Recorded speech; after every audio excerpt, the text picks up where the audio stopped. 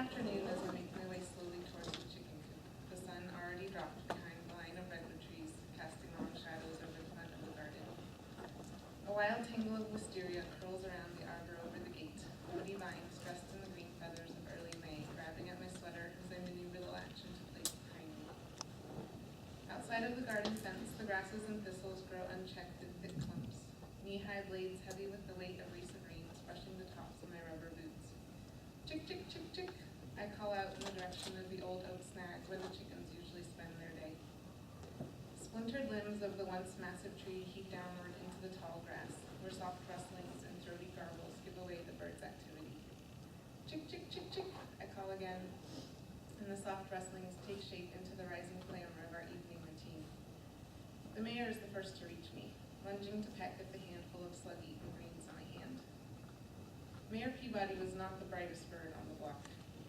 So named for the sleek veneer of authority he boasted over both the hens and his water dish with equal resolve, the mayor nevertheless suffered from an astounding lack of natural instinct, a flaw for which he compensated predictably with a complete and utter ignorance of his own shortcomings. To his credit, he was a good-looking rooster. The jet black of his tail feathers shimmered an iridescent green in the sunlight, playing impressively off the sunset orange gold of his body. Fully grown at nearly 2.5 feet tall, he presided over the daily goings-on in the chicken coop with an embarrassing overconfidence, filling his days with off-key prose and proud, puff-chested assertions of dominance directed, more often than not, at a threatening tree stump or garden hose. It was easy to imagine him parading about in coattails and a top hat, a tiny monocle held to his yellow eye. His rise to power was a story for the ages. He had come from humble beginnings, one of 9 born to a single mother on a small farm on the northern central coast of California. Hens are creatures of habit and instinct, and a secure chicken coop, well tended and fully stocked with plenty of food, water, and dry bedding materials, is an inviting and logical place to lay an egg. Free-range chickens who are let out to roam during the day will come back into the coop to deposit their eggs snugly in the nests, leaving them there to be collected once or twice during the day. On occasion, however, a hen left to her own devices in the field might stumble across a spot that seems a more perfect place to start a family and stash her eggs there. The mayor, as it turns out, was born to one such determined Rhode Island red, who carefully tended and turned her rope clutch, hidden under the soft cover of wild thimbleberries, until her secret was given away by the chirps and peeps and tentative first steps of hungry new life. Of the 9 hatchlings, 3 turned out to be male. 2 of these 3 would be dispatched before reaching adulthood, reclaimed into the food chain by the coyote to whom Mayor Peabody owed his legacy. One theory behind keeping a rooster in a small flock, even if only for omelet production, is that he will help round up the chickens at the end of the day and escort them safely back to the coop. The mayor, on the other hand, had developed his own progressive style of leadership, whereby, I suppose, he leads by example. Always the first to race back to the coop, he would, it seems, gladly leave the ladies to fend for themselves in the fading evening light.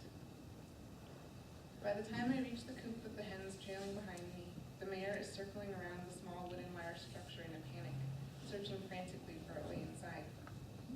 Hesitant to interrupt him in what appears to be a proud display of masculinity in front of his harem, I stop for a moment to watch him hurl himself headfirst 6 or 7 times into the side of the coop, approximately 18 inches to the left of the door, just dropped wide open with the broken cinder block. We can't help but swoon. He always had a favorite in the coop, one poor old chicken with a bald spot behind her head and another just above her tail, her feathers plucked bare to the bumpy pink skin where he would hold her down to perform all manner of unpleasant-to-watch assault. A few weeks later, and his fights and desires returned to another unlucky hen. I threatened to turn him into soup at least 3 times a week. Of late, he had his eye, among other things, on Oreo, who happened also to be my favorite. Oreo was, in truth, an unfortunate creature, a black and white barred rock well past her prime, whose behavior was so remarkably idiotic that I had for some time suspected that she suffered from actual brain damage. This was not a wholly far-fetched theory, as she had come out of a raccoon attack earlier in the year with a good portion of her head cone and all of her left eye missing. Oreo was a survivor, that much was true, and she endured the mayor's affections with a characteristic bewilderment. With a rooster in the hen house and with clear evidence of his amorous inclinations, I had good reason to believe the eggs I collected each day were fertilized. I left the eggs in the nest for several days, hoping to trigger in one of the chickens a long-ignored maternal instinct to sit. No one showed the slightest bit of interest, so I decided to take matters into my own hands. For 21 days I played mother hen, carefully turning and tending the 10 eggs I had stashed away in a styrofoam incubator in the laundry room, with a small dish of water and a thermometer prone to nerve-wracking, untrustworthy fluctuations. A poor excuse for the real thing, to be sure, but the eggs in the end were none the wiser. Over the course of 3 days, 7 out of the 10 eggs peeped, shivered, and cracked open. I very nearly clucked with pride.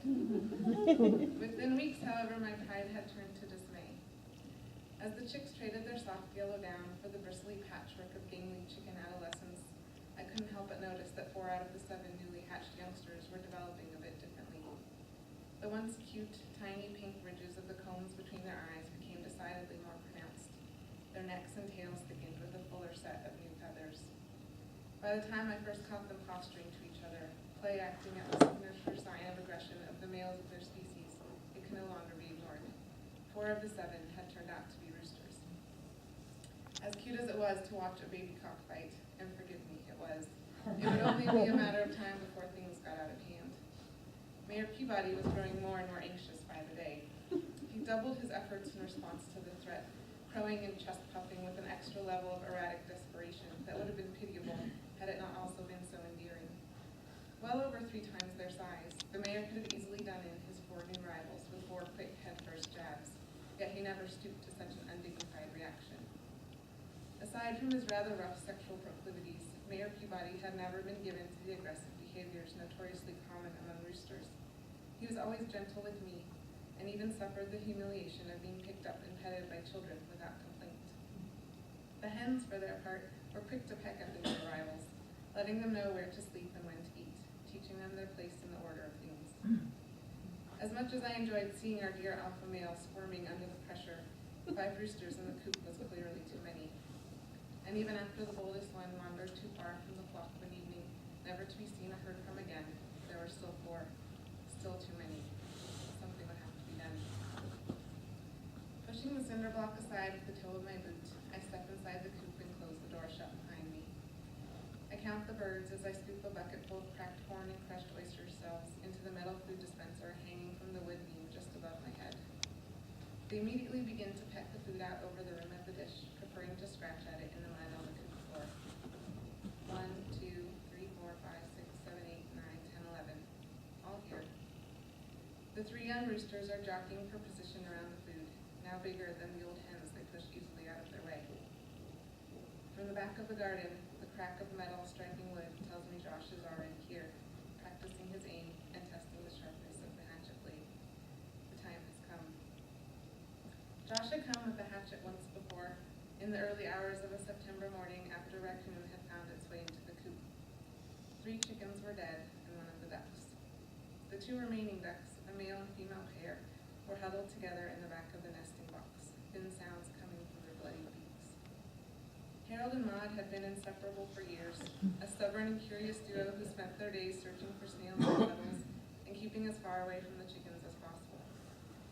They could imagine no greater an injustice than having to share the cramped space of the coop with the chickens at night, a point they made clear to me every evening with a rather impressive use of their somewhat limited vocabulary. If they hadn't been in such bad shape themselves, I might have suspected them of arranging the raccoon attack from the inside. But Maude was missing the entire tip of her beak, and across her face and neck were bright, tooth-sharp gashes where the raccoon had held her head in its jaws. Harold must have fought it off, using the only weapon he had against all those claws and teeth. His beak was cracked in spidery lines, dangling to the left at an unnatural angle where it had been ripped loose from his face. I had no idea what to do. What you do when you live in the country and you keep animals is you take care of them. And sometimes, especially when they have been very badly injured and are bleeding and making sad, awful sounds and won't let you get near them, that means that you kill them in as kind a way as you can. You do not put them in a cardboard box next to you in the front seat of the truck. You do not drive an hour to the nearest emergency veterinary hospital, hoping they hold on until you get there. You don't get choked up when they tell you Harold probably won't make it, and you certainly do not learn how to insert a length of 3/8-inch surgical tubing down the throat of a duck in order to feed it twice a day for 3 weeks until its beak heals.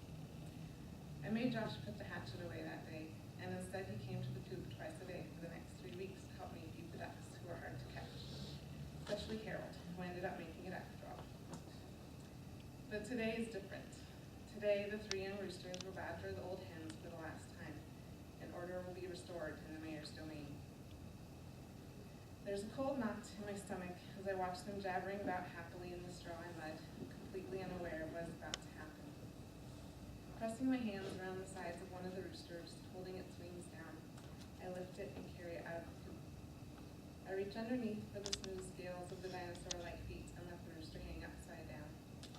It flaps and pecks at my hand for 2 or 3 furious seconds, and then hangs completely still and silent, its wings splayed out towards the ground. I wonder if maybe it has died of a heart attack, secretly wishing it could be just that easy. It is not easy. Of the 2 of us, I realize I am in the less difficult position, but I allow myself a self-indulgent moment of despair anyways. I carry the rooster around the back of the garden and over to the stump where Josh waits, the hatchet freshly sharpened. All 3 of us are quiet and still now. The rooster is quiet and still even as we lay its head down on the stump, tapping 2 rough nails lightly into the wood on either side of its neck, just below its tiny skull. The nails hold the head in place as I pull the body back towards me, the neck now stretched long and tight across the stump. A thin sound warbles out of the rooster, its small yellow eyes showing the only sign of movement. Are you ready? Josh asks. No. I nod, not breathing, holding tight against the wings. He raises the hatchet and swings down. The strike is hard and fast. The break is clean. I hold tight against the flapping body as the muscles twitch and convulse, every neuron fighting death. Blood, feces, rooster semen of all things fly through the air and land on my shirt. And then the unmistakable stillness. I walk back to the chicken coop to gather the next guest of honor at our dark soiree.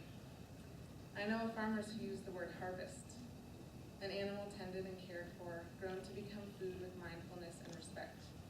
No more or less than the rows of heirloom lettuce and beans nurtured carefully from seed into maturity and gathered for the gift of food they provide. I have harvested lettuce and beans. I have harvested peas and cabbage and tomatoes and peppers and squash. It is not the same. As I enter the coop, I wonder if the rest of the flock can sense my great betrayal. If they suspect anything, they do not let on. Chickens are not sentimental creatures, this much I have learned from them.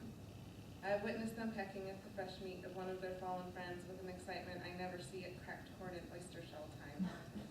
Still, I wonder at some instinctual animal anticipation of impending danger, some vague synaptic response to the fact that I left with one of their own and have returned empty-handed with blood on my shirt.